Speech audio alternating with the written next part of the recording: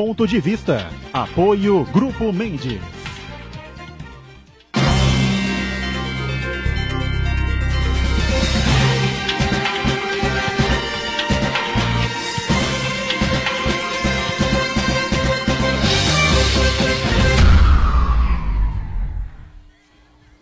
Olá, estamos começando mais um Ponto de Vista.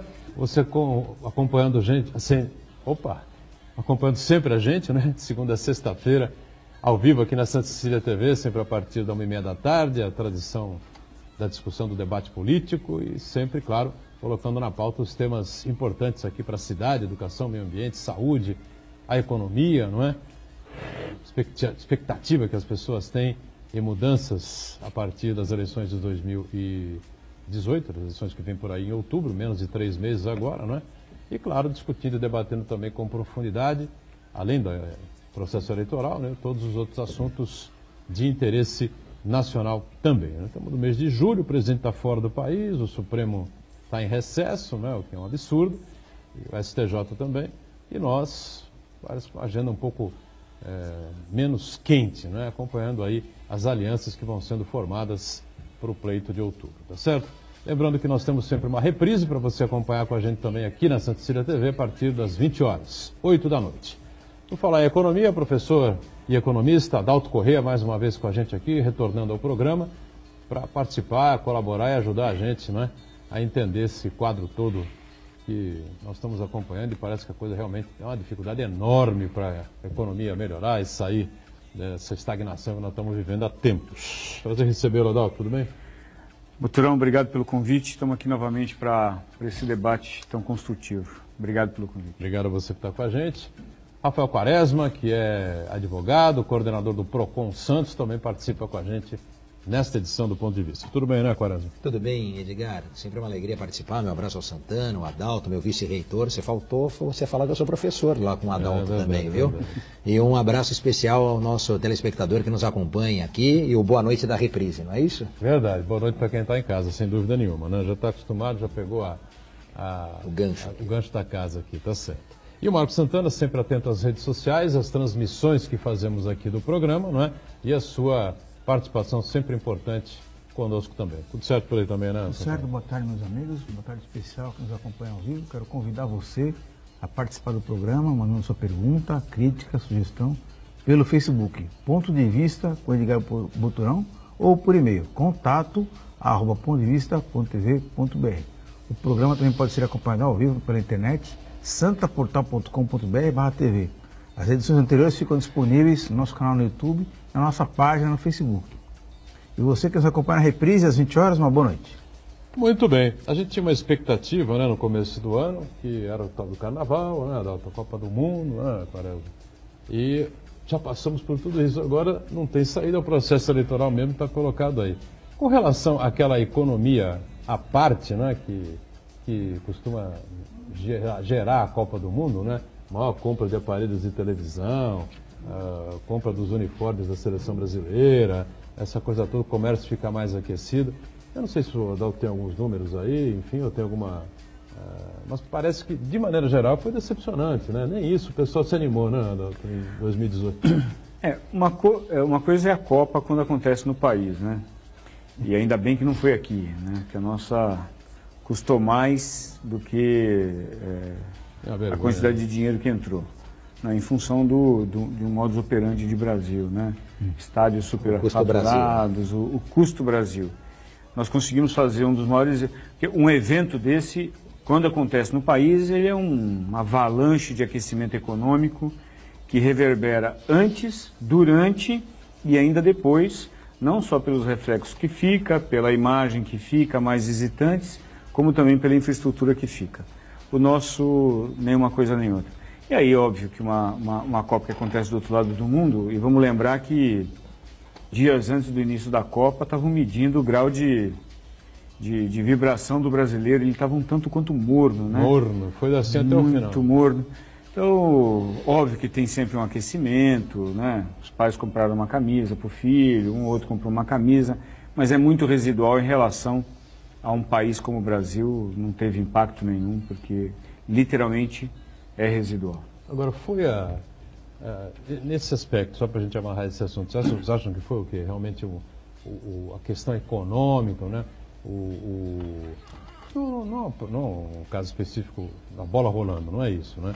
Mas o resultado passado, todas as denúncias e tudo que se ficou sabendo, né, de podre que aconteceu na Copa realizada aqui em 2014, que também desanimou a própria situação econômica do país, foi por aí, né?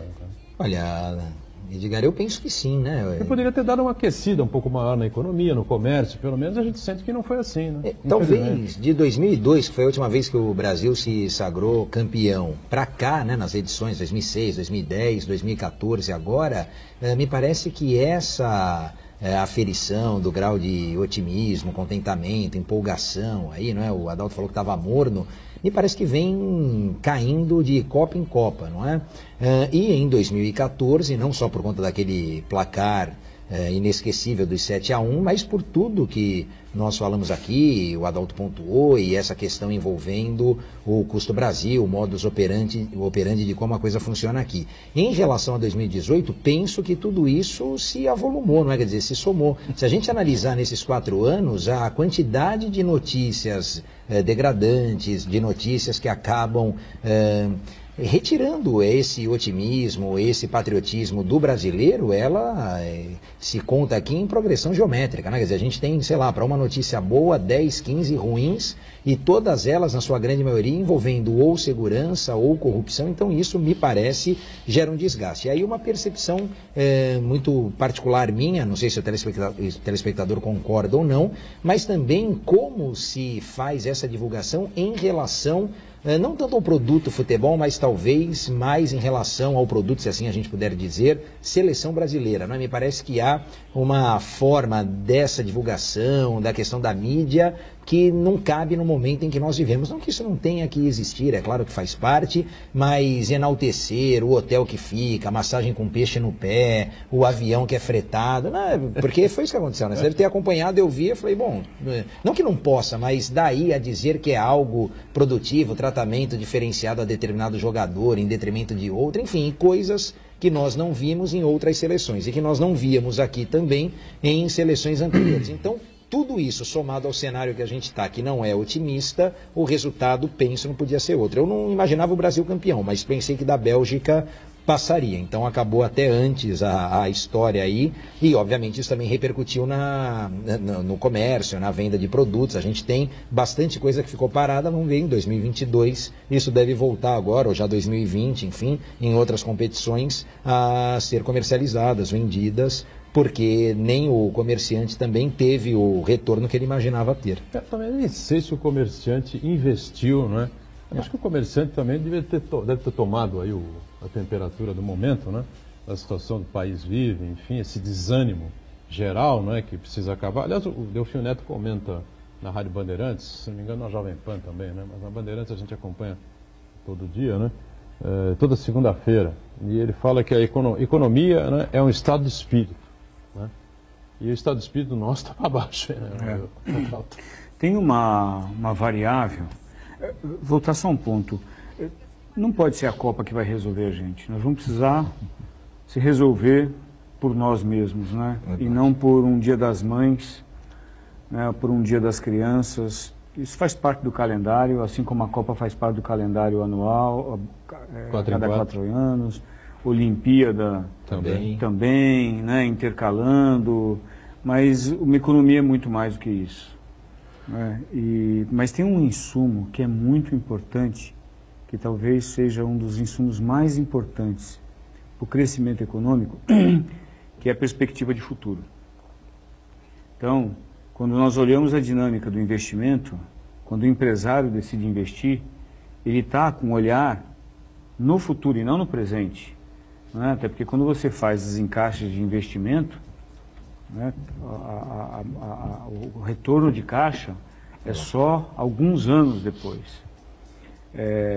Quando um consumidor, está aqui o diretor do Procon, decide consumir alguma coisa, parcelando ao longo do tempo, até porque parcelar não é pecado, né?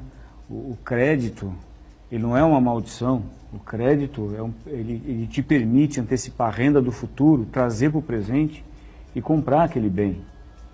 Né? Então, quando as pessoas E às vezes você vê uma pessoa se sentindo culpada porque se comprou um automóvel parcelado em X vezes. Por quê? Porque a perspectiva de futuro é tão incerta que acaba dando insônia. Então você tem taxa de juros elevada, perspectiva de futuro incerta com relação à renda, o investidor com medo com relação ao futuro, porque o Brasil não se resolve. Então, só que nós estamos arrastando isso por tanto tempo que chega uma hora que você não tem nada de perspectiva futura para tirar do pote e falar assim, deixa eu me alimentar para caminhar mais um pouquinho. É mais ou menos assim que nós nos encontramos? É um pouco...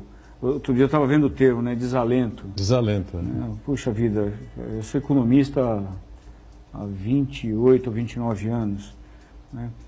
Agora que está resgatando essa palavra, então você pega um estado de quase que de depressão e transforma ele num jargão econômico, né? E falando assim, ó, desalento agora faz parte do economês, do dicionário de economia.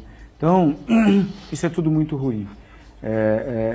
Eu falo há muito tempo isso, o doutor Ron testemunha, a questão da crise fiscal. Essa é a crise de todas as crises. Eu estou muito de olho no processo eleitoral, não tenho meu candidato definido, mas eu vou definir por aquela pessoa que tem duas variáveis muito importantes. A questão do ajuste fiscal, que é o equilíbrio das contas, assim como toda família precisa ter as contas equilibradas para conseguir viver razoavelmente bem e não no mundo da fantasia, se endividando, renegociando com o banco no cheque especial. O Brasil é uma criança que está fazendo isso há muito tempo. Não é no mercado financeiro que é duro. É preciso que o debate, né, seja, não digo o debate entre os candidatos na Globo, na Bandeirantes, na Record, que a gente está acostumado, enfim, né? Mas durante a campanha eleitoral, os candidatos coloquem, né, verdadeiramente as suas propostas e verdadeiramente o que pensam para fazer com que o país possa começar a rodar para frente, né, Rafael? E trabalhando temas espinhosos, né? Quer dizer, não dá para falar superficialmente, na superficialidade. Não tem bala de prata, exato. Como diz o Geraldo Alckmin. Não tem bala de prata e também não dá para ser aquele, né, a gente fala, aquele oceano, aquele mar de conhecimento com 1 centímetro de profundidade. Isso não dá. Em alguns temas precisa mesmo aprofundar, detalhar, explicar essa questão do ajuste fiscal. Eu tenho acompanhado também o cenário político, o quadro de eleições e vejo alguns candidatos dizendo e se desdizendo em relação àquilo que já pregaram, aquilo que já mencionaram, sendo que, penso eu, marcar esse território, fazer essas sinalizações vai de encontro àquilo que o Adalto bem colocou, né? Quer dizer, dessa incerteza, dessa insegurança e pior, dessa imprevisibilidade, porque um candidato que diz, olha, eu não vou mexer na reforma trabalhista, ou eu vou mexer na reforma trabalhista que foi feita, ou eu não vou fazer o ajuste da Previdência, ou eu vou retomar a contribuição sindical, enfim, essas questões precisam ser bem definidas. Agora, o candidato obviamente sabe que de acordo com aquilo que ele acenar, é um público X ou Y que ele vai cativar. No que não dá, não só da bala de prata, é querer agradar a todos, né? Então, essa questão do político e do sofista aqui, não dá para a gente só sofismar aqui, quer dizer, falar aquilo que todos querem ouvir, imaginando que essa vai ser a solução. Não, é preciso marcar território, marcar presença, e nesses temas que urgem na pauta do país, eles precisam ser enfrentados. Diga, Santana. O Adalto tocou num ponto fundamental, que o próximo presidente, independente de quem seja, e aí não tem ideologia de direita nem de esquerda, tem que buscar o equilíbrio fiscal. E isso só se consegue atacando os dois lados. Primeiro, cortar o gasto onde realmente é necessário, e por outro lado, buscar o dinheiro, aumentar a arrecadação onde é necessário e corrigir imperfeições, distorções, né? Quando você fala cortar gastos, tem que cortar o gasto de uma maneira responsável. Não adianta, até fazer a analogia da economia doméstica, não adianta o pai da família chegar e falar assim, olha, nós vamos equilibrar nossos gastos aqui, eu vou cortar o leite das crianças, mas vou manter o uísque do meu cunhado desempregado. Não dá para fazer isso também, né? E por outro lado, você vai aumentar a arrecadação, não é taxando a classe média, os trabalhadores, que já são muito penalizados com a alta carga tributária do Brasil. Você tem que ir atrás de combater os privilégios, acabar com desonerações camaradas, financiamentos de pai para filho, buscar cobrar a inadimplência, porque existem empresários no Brasil que são profissionais do refis. Ficam devendo e aí faz um refis. Aí paga a primeira parcela, empurra o resto com a barriga em busca do próximo refis. E também buscar a justiça tributária, tributando quem realmente tem condição de pagar e tem capacidade tributária, até por justiça social. Por exemplo, um exemplo gritante é com relação ao IPVA que não é cobrado de iates, de lanchas, de helicópteros, enquanto a classe média que paga seu automóvel em 60 parcelas, ela é obrigada a pagar o IPVA. Quem tem um jatinho, quem tem um helicóptero, quem tem um iate, não paga o IPVA, né? Então pode não ser essa nomenclatura do tributo, mas é preciso ter um tributo com relação a isso, né? Então, Qual a explicação para isso? Alguém tem aí, não? Então, isso daí foi parar. Isso daí foi parar. Problema, mas isso daí foi tem parar. Sentido, né? Isso aí foi parar no Supremo Tribunal Federal e quem acabou decidindo pela inconstitucionalidade de que se cobrar IPVA de lanchas e automóveis e iates foi o ministro Gilmar Mendes. Que ele tem, não. Ele alegou que, na verdade, esse tributo era um substitutivo, ele substituiu um tributo por uso de rodovias. E como iate, helicóptero e jatinho não usa rodovia, então seria impraticável esse tipo de tributo. Quer dizer, é mais uma chicana jurídica, mais uma pedalada jurídica que a gente por obra do senhor Gilmar Mendes. Não, e a gente só não pode esquecer, porque em relação a esse ministro especificamente, tem um arcabouço jurídico, um ordenamento jurídico quase próprio, não é? Porque se a gente for analisar friamente o que diz o tributo, né, que é imposto sobre propriedade de veículo automotor, quer dizer, a lancha, qualquer veículo que se movimente mediante propulsão mecânica, ele fez um malabarismo jurídico. Ele fez ali uma construção nesse sentido. Agora, o Santana, eu ouvi atentamente o que você falou, eu penso só o seguinte também, quer dizer, às vezes não é nem a questão de incrementar a arrecadação ou de cobrar mais, mas de cobrar aquilo que precisa ser pago. Exatamente. Porque o que a gente tem de desvio, de sonegação, se todos, não é, pagassem aquilo que devessem efetivamente, aí falando sobretudo das empresas, não é, nós teríamos seguramente uma possibilidade de redução de carga tributária, porque hoje quem paga cada vez mais e quem não paga encontra uma série de subterfúgios para deixar de pagar. E isso é muito complicado. Diga, Adalto, perdão. Só puxando essa questão das lanchas, é de fato um absurdo, Claro. O que o Rafael colocou é o que eu ia colocar, até porque se nós pensarmos que ao longo do tempo é natural que você tenha privatização das estradas, num futuro de médio prazo, o IPVA deixaria de existir porque, na realidade, a conservação da estrada não seria mais uma prerrogativa do Estado. Não faz o menor sentido uma coisa dessa. Né? É um imposto sobre bens, sobre patrimônio. Okay? Porém, o imposto sobre aquele bem, sobre aquele patrimônio, parte dele é deslocado ou alocado para a recuperação de estradas. Não é isso? Então, não tem nada a ver. O Gilmar Mendes está merecendo bem que uma discussão sobre a competência dele se manter nessa cadeira tão importante. Já tem um processo cara menos importante contra ele, né? Foi assim, rapidinho, protocolado pelo veterano advogado, que agora me foge o nome, até queria ser candidato à presidência da República sem partido. Como é que chama ele, meu Deus do céu? Eu lembro. O velhinho lá. Bom, diga, Rafael. Não, rapidamente, só essa questão da ideia, né, de tributo no Brasil, você vê como as coisas são às avessas aqui, porque falando só do IPVA, o telespectador sabe, o carro quanto mais tempo tem, ele não paga IPVA, não é? Salvo engano, depois de 10 ou 20 anos, se eu não me engano. Há quem defenda o contrário. Modesto Carvalhosa. Modesto Carvalhosa. O grande maquinzista, hein? O carro, ele não paga mais IPVA, quer dizer, isso é uma inversão de valores, porque o carro, quanto mais antigo, em tese, ele é mais poluidor, ele está mais distante das novas tecnologias, então ele é que deveria ser cobrado. Aqui há aquela ideia de passar a mão na cabeça, né? Quer dizer, de pena porque o carro é antigo, então eu não cobro, e os novos eu taxo, sendo que o novo polui menos, está numa condição melhor de conservação e por aí afora. Então é totalmente invertido, e o telespectador tiver curiosidade, faz um comparativo disso em relação aos países europeus. Lá é o inverso, quer dizer, carro novo paga menos ou não paga, carro antigo paga mais. O problema aí é que o cara, para ter o carro velho, né, é porque ele realmente não está sem condições de fazer a troca. Aí teria que, sei lá, fazer uma reengenharia financeira dentro de casa e tal, nas suas contas pessoais, enfim, para poder fazer uma reavaliação. Mas realmente não tem sentido mesmo. Você tira um carro zerinho, né? Ou novinho, 1, 2, 3, 4 anos de uso, vai pagar o IPVA. E isso incrementa a economia, porque você incentiva a troca, quer dizer, você está alimentando claro, a outra parte, lá, outro elo da cadeia. Verdade. Com relação a essa questão da redução da carga tributária, se bem cobrado, eu concordo com o Santana quando fala reduzir as isenções ou até eliminá-las, né?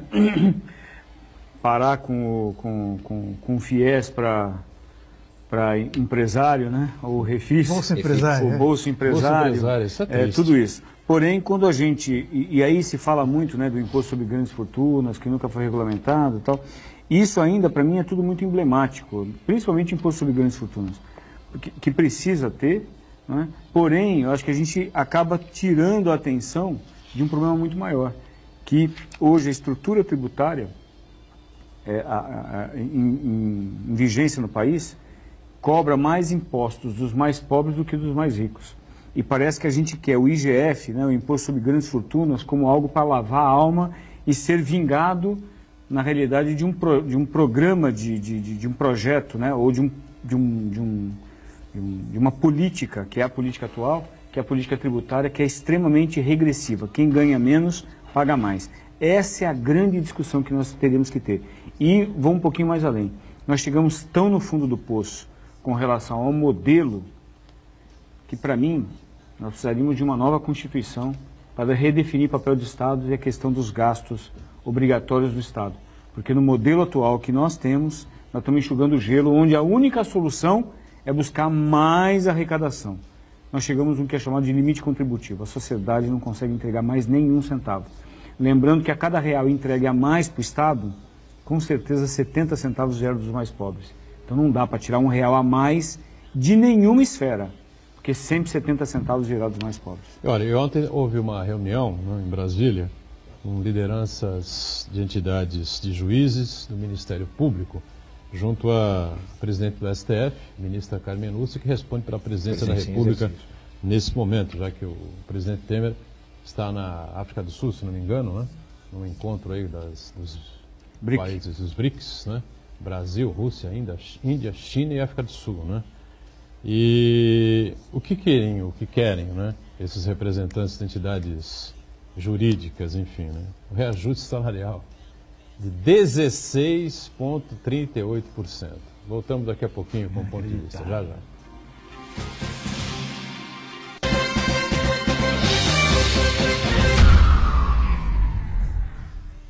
Existe um lugar em Santos onde você encontra os empreendimentos mais fascinantes da região. Um lugar amplo, aconchegante, feito para oferecer o melhor atendimento para você. Um lugar que reúne as melhores opções residenciais e comerciais nos bairros mais nobres de Santos. Um lugar que a gente nem precisava dizer, porque você já sabe. Central de Vendas Grupo Mendes, Rua Guaiaó 55, Aparecida. Venha fechar um bom negócio para abrir as portas do seu novo lugar.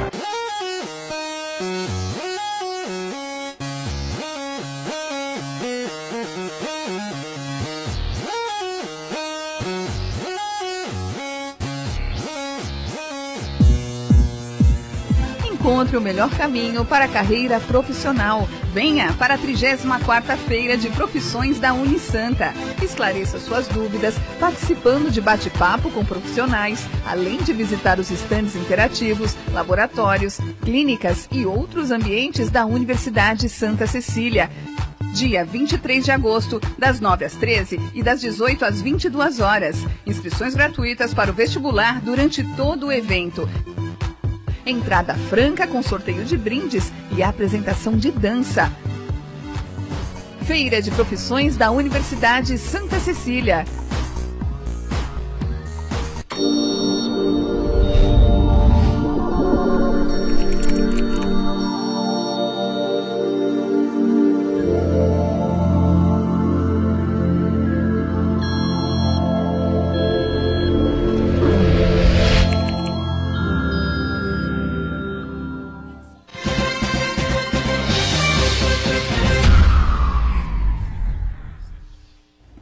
Então, seguimos aqui na discussão dos gastos públicos, né? com o Adalto Correia, com o nosso Rafael Quaresma, o Marcos Santana, né? E a sua participação sempre importante aqui. Eu fechei o bloco anterior falando dessa reunião entre a ministra do STF, presidente do STF, que hoje responde pela presidência da República, Carmen Lúcia, com essas lideranças de entidades aí, juízes, embargadores, do Ministério Público também, né? E eles querem isso, Adalto. 16,38% de reajuste, né? Com uma inflação em 2018 que vai bater em que caso? 5% aproximadamente? Não bate. 3,5%? 3,5%, 4%. 4% talvez. Por aí. Então, eles vão 4 vezes e pouco a mais do que a inflação do ano de 2018. O que é isso? Não é nada, né? Afinal de contas, a viúva paga a conta, não é assim? É isso aí. Tem uma camada da sociedade que está, em vez de servir ao Brasil, está se servindo do Brasil. Isso, para mim, é um ato criminoso histórico, né? A conta vai chegar, né? Por isso que o ajuste fiscal, nesse momento, é muito importante. A questão é como brigar com essas corporações. Como brigar com quem é dono da caneta para que ele, com a caligrafia dele, reduza os seus vencimentos, reduza os seus benefícios. Não é vencimento, é benefício. Porém, verbas nós não estamos há muito tempo. O Brasil não discute nas suas políticas os próximos 20 anos. E discutir os próximos 20 anos é discutir a criança de 5 anos entrando na escola agora. Nós não estamos fazendo isso. E essa criança de 5, 6, 7 anos que não está entrando na escola agora, nós vamos prendê-la, matá-la ou ser morto por elas daqui a 20 anos, que é o que nós estamos feito. Nós já condenamos uma geração. Ok? Nós já estamos condenando as próximas e ainda estamos ouvindo uma parte da sociedade que se serve do Estado brasileiro, porque não entende a diferença entre recurso público e recurso do público, se servindo, condenando as gerações futuras. É um ato egoísta. A crise não existe para essas pessoas. E quando eu vejo que o Congresso está se configurando numa plataforma de defesa, né, de algumas categorias do setor público, nós estamos condenando este país. Eu não aguento mais ouvir falar de direito adquirido. É uma coisa impressionante. Eu não aguento mais ouvir isso. As pessoas estão passando fome, as pessoas estão sem emprego. O Estado brasileiro perdeu capacidade de investimento por N erros, ajustes precisam ser feitos. Roubou, vai para cadeia. Eu odeio falar de partido político. Vai para cadeia. E devolve agora dinheiro. sim, seja duro com relação... Para mim, crime de corrupção... E só para cadeia não adianta, eu acho. Tinha que ter um nível de severidade com relação à punição como crime hediondo. Óbvio que crime hediondo, eu não sou jurista, crime hediondo tem outra natureza, mas para mim, quando ele rouba, quando ele lesa o setor público, ele está condenando centenas de crianças no futuro. Portanto, isso para mim é um crime tão grave quanto hediondo. Porém, só para voltar à questão e passar a palavra, ainda assim, temos uma parte da sociedade corporativista brincando de civismo, se servindo do Estado brasileiro, portanto, se servindo da sociedade e condenando, mais uma vez, os próximos 20 anos. Para mim, isso é uma vergonha. Eu entendo também assim, né? Essa questão do judiciário é muito complicada, é muito complexa. Você entra lá nesses sites, como é que chama de transparência, portal da transparência. Exatamente, a gente vê os salários dessa gente aí. É impressionante o que acontece. Tem salário lá, ou retiradas, ou ganhos, talvez não sejam mensais, né? Mas aparece lá, o desembargador ganha 350 mil, 290 mil, 200 mil, 195 mil. Como é possível uma coisa dessa? Isso é para o cara ganhar na iniciativa privada. O cara monta lá o seu escritório, se associa a um escritório de advocacia, né?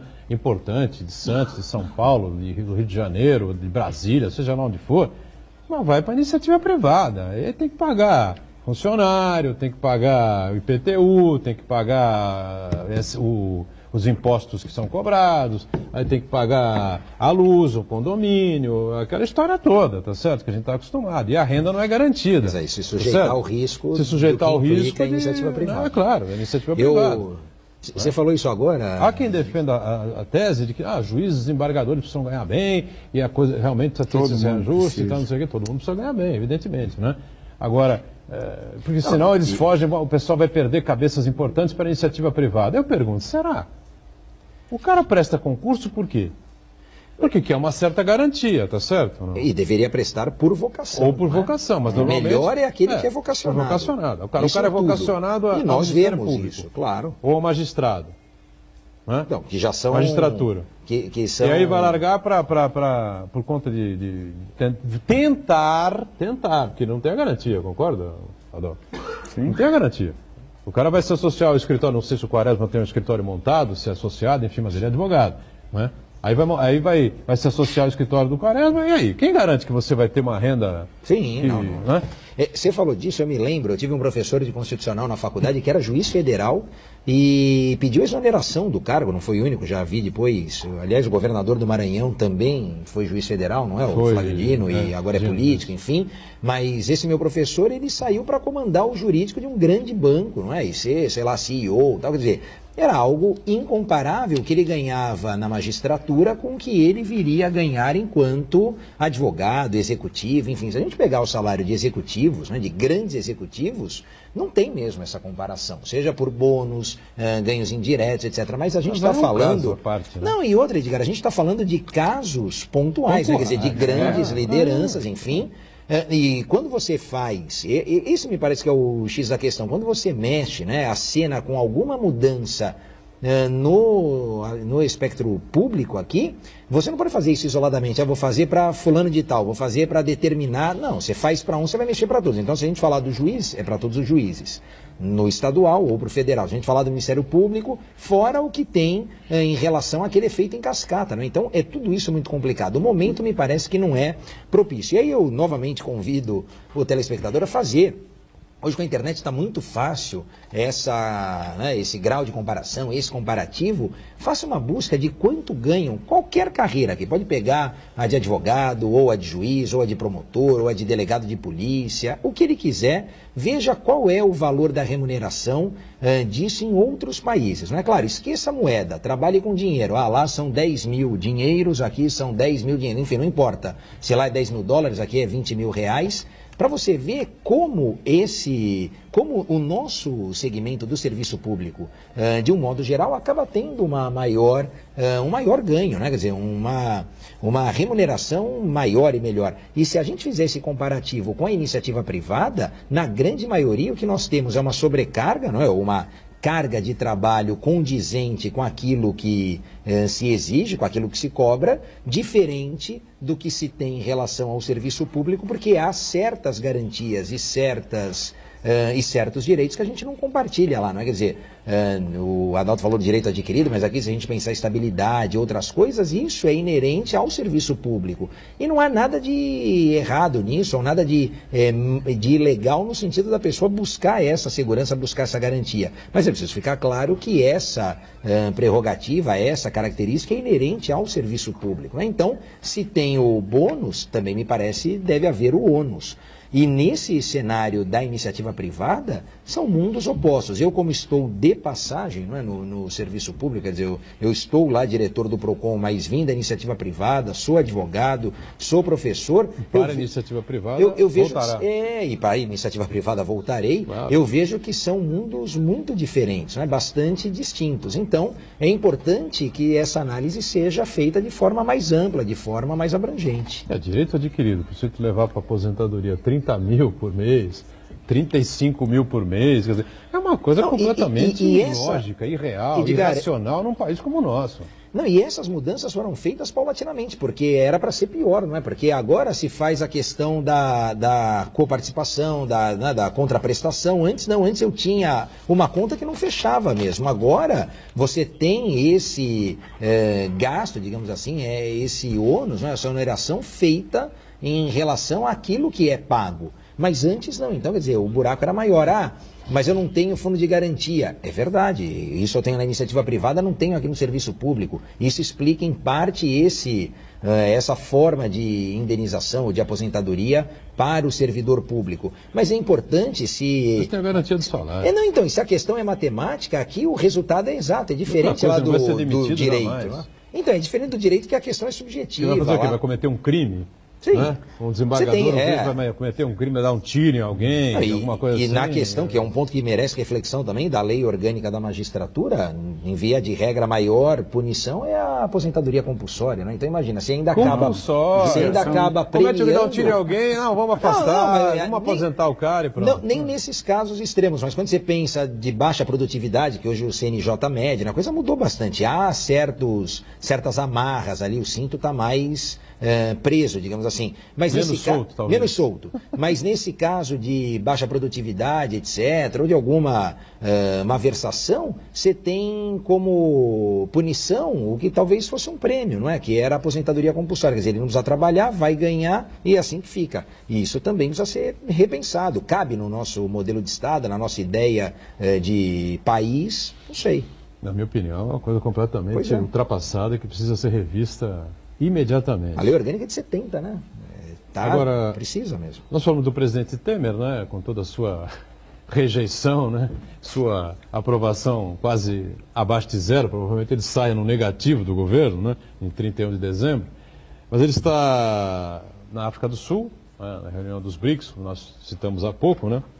E ele pediu à China, o Adalto, que diminua ou que repense essas sobretaxas aí ao frango e também ao açúcar brasileiro, para que possa haver uma exportação em maior volume do Brasil para a China. Eu já emendo aí uma avaliação sua em relação a essa guerra fiscal, a esse protecionismo exagerado, absurdo do presidente americano, Donald Trump, né? E criando aí restrições a exportações e importações da China, complicando aí uma série de outros países. Onde é que entra o Brasil nessa situação toda? Se você vê esse quadro aí muito dramático e se pode realmente piorar ainda a nossa situação mais do que já está. Bom, com relação ao presidente hoje na África do Sul, eu entendo que o presidente não tem que viajar mesmo. Eu lembro quando o Fernando Henrique era nosso presidente, alguns programas de humor chamavam ele de Viajando Henrique Cardoso. Viajando Henrique Cardoso. Então, mas eu sempre entendi que num país, num mundo globalizado... O Lula também tinha, né? No Zorra Total, aquele quadro. Olha o Lula. O cara olha, mas eu entendo que um presidente, a qualidade da negociação é outra coisa. Aí é o que nós tínhamos que avaliar. E o presidente está negociando com o presidente da China essas questões, é papel do presidente mesmo. Né? O mundo ele passa por períodos de contração e retração com relação a fechamento. Isso é um movimento natural. Né? O atual presidente, o idiota, como é que é o nome dele? Estou brincando, né? Porque assim, o cara é tão ridículo, né? O presidente norte-americano, que eu fiz essa brincadeira só para ter a oportunidade de chamar ele de idiota. Mas o histórico que ele vai deixar de desastre para a humanidade é algo assim impensável. Né? Impensável. E o americano... Tá? Eu tive a oportunidade de estar lá há pouco tempo atrás. Alguns americanos se sentem envergonhados do atual. Claro, tem aquele americano texano que é o idiota também, que é aquilo mesmo, né? Mas hoje o americano médio está envergonhado do presidente que tem. Né? Porque, na realidade, o desastre que ele vai deixar e como o mundo vem olhando hoje os Estados Unidos, né, é reflexo da escolha daquele povo. Traduzindo, não somos só nós que não sabemos votar. Né? Os Estados Unidos fez isso por algumas vezes, haja vista o Bush, com todo o caráter de fraude eleitoral, mas ainda assim foi escolhido pelo povo. Agora, é papel do presidente ir para fora e tentar negociar, e eu acho que o que cabe agora para o Temer, talvez seja esse papel mesmo, porque internamente ele é um morto-vivo, né? Seria um ótimo personagem de Walking Dead, e o cara não consegue mais se movimentar, ele não consegue mais fazer acordos políticos. Ele literalmente, talvez o único presidente que tivesse a condição de fazer um ajuste fiscal, por não ter naquele momento a pretensão de reeleição, né, que era no discurso, né, ele poderia fazer um ajuste. A partir do momento que ele vai lá e faz uma intervenção no Rio de Janeiro, que até hoje eu não vi nenhuma, né, o Rio de Janeiro com relação à intervenção das Forças Armadas é zero. Foi simplesmente para ele tirar da pauta o ajuste fiscal, porque nenhum ajuste poderia acontecer da Previdência, né? Da Previdência dentro de um estado de exceção, que tivesse alguma intervenção de algum tipo em território nacional. Uma saída vergonhosa, não é? Vai deixar um histórico com relação ao Rio de Janeiro mais vergonhoso ainda, que é uma atuação que não produziu efeito, não é? Porque ninguém ouve falar de nenhuma intervenção, mas ainda continuamos a ouvir de tiroteios, não é? As reformas que pararam e um presidente que não dialoga. Cara, vai para a África do Sul tentar fazer alguma coisa. Se ele conseguir um chequinho lá da China, um cheque no sentido de, olha, vamos reduzir aqui, vamos aumentar as compras do Brasil, porque o Brasil é um bom parceiro. No fundo, as pessoas gostam, os países gostam de fazer negócio com o Brasil, porque ele tem um potencial de produção muito grande, é um país com menos restrições. Então, é o que cabe ao atual presidente. Obrigado, Sandro. Agora, Adalto, uma coisa que eu acho que a gente precisa chamar a atenção, toda vez que a gente fala sobre, vem à tona esse assunto de embargo comercial contra produtos brasileiros, é sempre em relação a uma commodity, uma matéria-prima. No caso agora é o frango, a soja, ou é o milho, ou é a carne e assim por diante. Nunca é um produto industrializado. Isso aí evidencia o quê? O processo de desindustrialização do Brasil. O Brasil não tem a capacidade de pegar matéria-prima, agregar valor, incorporar tecnologia, transformar em outro produto com mais alta qualidade e exportar. O Brasil não é competitivo. Isso daí é uma preocupação muito grande, porque a indústria é o segmento da economia que realmente gera um grande número de empregos, e empregos de qualidade, empregos que vão aumentar a massa salarial, o poder de consumo, e vai poder movimentar a economia interna. Então, o Brasil, na verdade, ele está dando passos para trás, ao mesmo tempo de que as pessoas se vangloriam muito do agronegócio, que é realmente importante, mas deixam de lado completamente a indústria, porque não há investimento em ciência, tecnologia e condições para investimentos na nossa tecnologia. Eu acho que isso deve ser parte, né? Ou ser ali um tópico, né? Imexível, como diria o Rogério Magri, né? De algum amplo e restrito acordo internacional. Falou, não, o Brasil será o resto da vida, né? Exportador de matéria-prima, nada de agregar valor, coisa nenhuma, esquece, isso é coisa para Estados Unidos, Japão, para as grandes potências. É isso, entendeu? Alemanha, né? Eu acho que não é possível. Eu queria fazer a gente discute isso há sei lá quanto tempo, não sei quantos anos, décadas e décadas que se debate isso, e não acontece. Né? Eu queria fazer um contraponto. Não está havendo um processo de desindustrialização, porque não industrializou. Então você não volta para trás daquilo que você não fez. A grande verdade é essa. Né? Eu tive em Nova York há pouco tempo, e aí passeando ali, acho que foi na ponte do Brooklyn, tinha, bem no pé da ponte, tinha lá um casarão, essas fábricas antigas, que agora são bares, e estava lá 1800, quase 1900, e uma plaquinha dizendo o que tinha sido aquele prédio de um grande industrial que ficou multimilionário nos Estados Unidos com o café do Brasil. Ele importava o café do Brasil, isso início de 1900, eu não vou recordar a data. Né? Então, na realidade, nós não estamos dando passo para trás, nós estamos parados. E isso por quê? É minha reflexão, tá? Então é responsabilidade minha a análise. O Estado virou um grande negócio para um conjunto de pessoas. Hoje, uma forma de ficar rico, quer ser milionário? Transforme a vida de 1 milhão de pessoas. As pessoas querem ser milionárias dentro do Estado. Sabe? Então, o Brasil deixou os negócios de lado e olha para o Estado sempre como um negócio, uma oportunidade de se perpetuar, de fazer os seus negócios, de sacar dinheiro e de sacar mais dinheiro. O Estado, na realidade, tinha que ter recursos para financiar a base para que toda a economia acontecesse. Então, eu não culpo o empresário que não faz. Por que o empresário norte-americano faz, o empresário brasileiro não faz? Porque ele não vê futuro. De novo, a gente começou o programa, eu falei assim, há um insumo muito importante nesse país, em qualquer país do mundo, que é chamado de futuro, perspectiva. Não há políticas de industrialização, não há políticas de negócio, empresário é bandido, quem ganha dinheiro é bandido. É tudo bandido. Agora, quem se apropria do Estado é bonzinho. Então, nós temos uma inversão, mito que não nos permite avançar. Né? Precisa ter, visão, né? porque nós estamos agarrados ao século XVIII. Exatamente. Empresário é bandido, gerar emprego, ganhou dinheiro, pode olhar, esse cara roubou, fez acordo com o Estado. Porque está tão na nossa cultura a questão do Estado, porém, um juiz que ganha 100, 200, R$1.000 é enaltecido pela sociedade. Oi, Sua Excelência, tudo bem? Ninguém está falando que os 150 mil que ele está levando para casa por mês, 80 mil, que é uma imoralidade, mas é legal. Verdade, não necessariamente é moral. Não é imoral. Para mim é imoral, mas é legal. Não há ato ilegal nesse fato. Ele está se apropriando de recursos da sociedade. Não, Sua Excelência. E desculpa, nós estamos falando de juiz aqui. Cultura perniciosa. Pelo amor de Deus, nós estamos falando do juiz, nós estamos falando do Estado brasileiro. Então, negócio é pecado.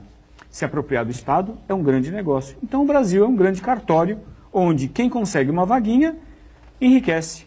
Quem consegue colocar lá uma questão que vá se perpetuando, não é, e tomando do Estado, enriquece. Essa inversão, na realidade, se ela não acontecer, já nos condenou. Porque tem gente que fala assim, não podemos mudar. Como assim não mudar? O presente é bom? O presente é reflexo do nosso passado. E nós estamos querendo manter as mesmas políticas do passado, achando que elas vão nos levar para um futuro diferente. Isso para mim se chama insanidade. No intervalo a gente volta já na sequência do Ponto de Vista, em instantes.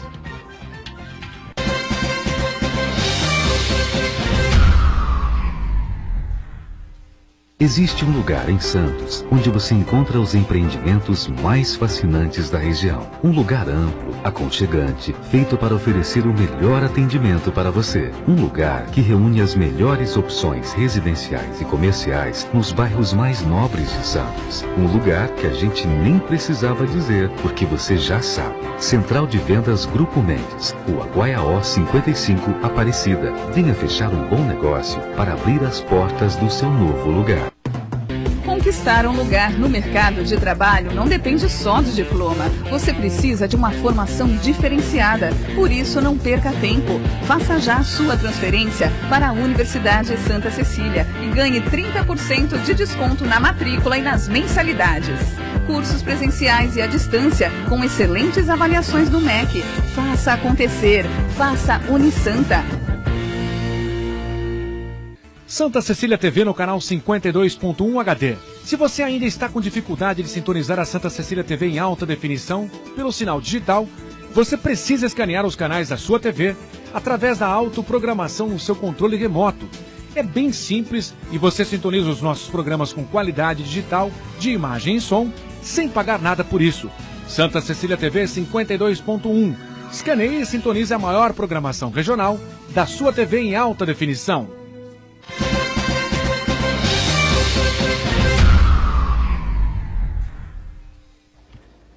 Muito bem, a sequência aqui do Ponto de Vista, é o terceiro e último bloco, né? Vou lá com o Santana, ainda para completar esse tema aí da sugação, né? Se pode dizer assim, né?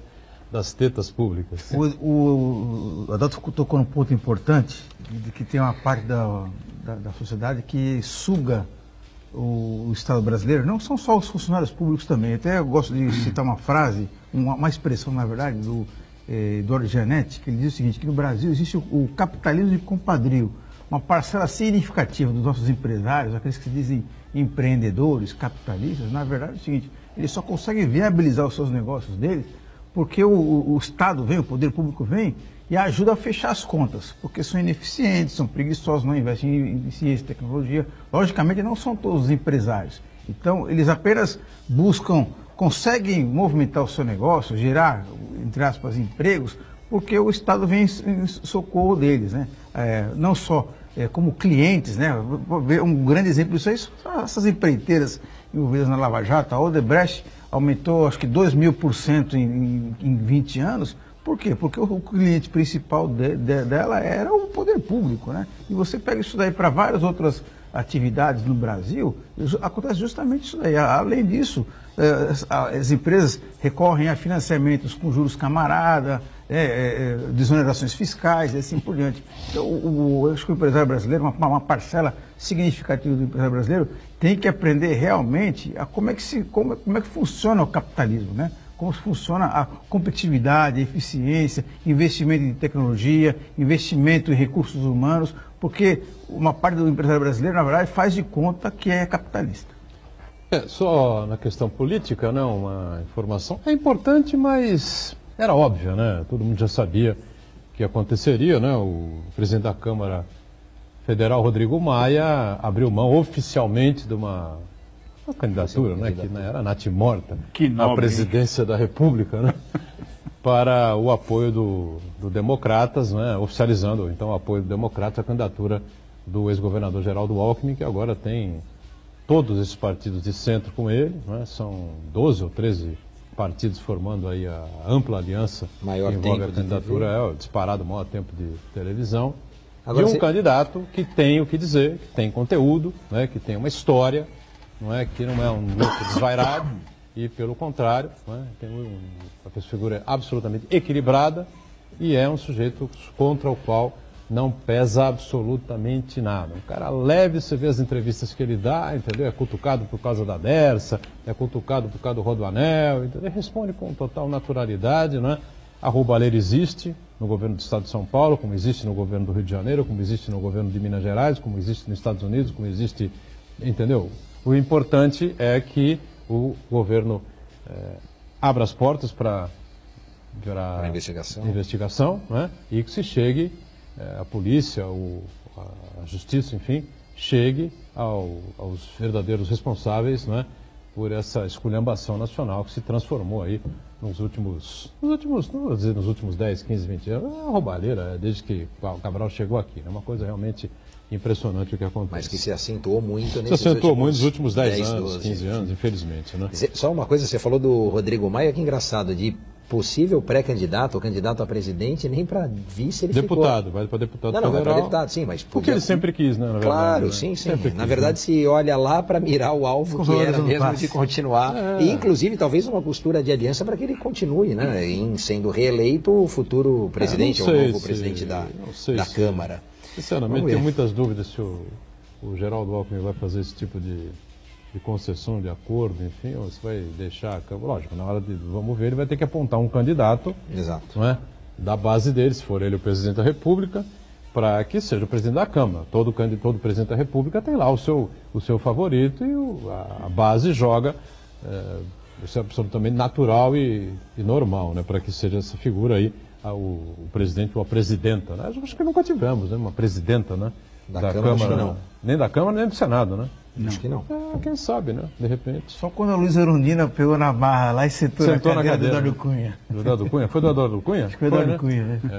Confusão danada lá. Luiza Erundina, grande figura, mulher de absoluta respeitabilidade, enfim, tá com a idade, infelizmente está com a idade já muito avançada, né? Para ter ativa, viu? Muito ativa. Seríssima, né? Seríssima. É outra figura que nada consta, né, contra ela e nada constará, sem dúvida nenhuma. Quaresma teve hoje uma vistoria, foi isso? Aqui em Santos? Foi, lá no terminal de passageiros, ali na Alfândega, né, na Praça da República. Nós já tínhamos ido na terça para verificar a questão estrutural e, de fato, detectamos alguns problemas, mas muito pontuais. E já falamos informalmente com a empresa, tanto com a Dersa quanto com a empresa que opera o sistema de travessias, e hoje fizemos a travessia para verificar a capacidade, o tempo de espera e a quantidade ali de balsas em operação. Muita coisa em razão da fiscalização iniciada pelo PROCON do Guarujá, do lado de lá de Vicente de Carvalho, já foi corrigida. Algumas medidas que foram adotadas lá, que nós já tínhamos aqui, como o placar eletrônico, contando a quantidade de pessoas já embarcadas, o sistema de alto-falante para comunicação, avisos importantes, a acessibilidade. Agora, do nosso lado aqui, embora tenha tudo isso, hoje não, já na terça a gente viu e deu falta do piso tátil, de uma melhor sinalização, de uma maior limpeza e de um certo ar de abandono. Então isso foi pontuado, há equipes que cuidam da parte estrutural, que cuidam da parte de limpeza, que cuidam da parte de manutenção, e nós esperamos que em 30 dias, sensibilizando a empresa, a gente consiga encontrar, né, e na verdade proporcionar essa melhoria, esses benefícios à população que se utiliza diariamente do sistema de balsas. Então voltaremos em agosto para verificar se aquilo que foi sugerido, vamos assim dizer, pelo PROCON de Santos, foi acatado pela empresa.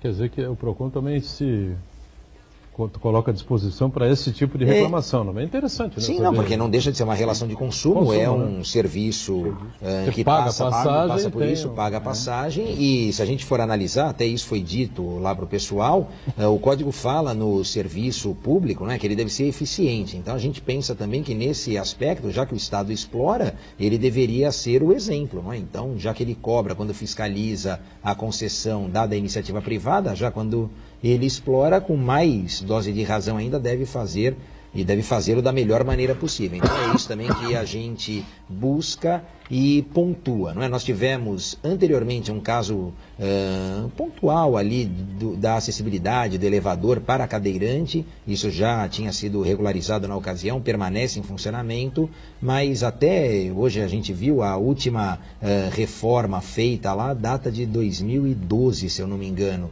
Então já se vão 6 anos, é muito tempo, realmente precisa de novas intervenções, e a gente acredita que isso acontecerá num curtíssimo espaço de tempo. Essa é o típico da travessia que não vai ser extinta, né? Vai demorar muito tempo para se extinguir, porque é travessia de passageiros, e com esse projeto aí da Ecovias, dessa ponte Santos-Guarujá, na verdade a ponte Anchieta-Piaçaguera, na verdade ela vai ligar estrada a estrada, né? Isso. O projeto está aí em andamento, deve ser apresentado aí ao governador Márcio França em breve, né? Ele apoia totalmente o projeto, acho que todos nós temos que apoiar o projeto, afinal de contas, tanta dificuldade, tanta choradeira aqui, tantos pedidos para que seja feito esse projeto, a ponte vai aliviar no sentido dos caminhões, né, que vão poder fazer essa interligação sem passar por Santos ou passar por Guarujá, enfim, vai melhorar um pouquinho. Tanto que nem a travessia de carro ela termina, ela mantém aquela travessia, vai manter o sistema de balsa lá como sistema de catraia. Na verdade você vai precisar do túnel mesmo um dia, né? Um dia tem que acontecer, né?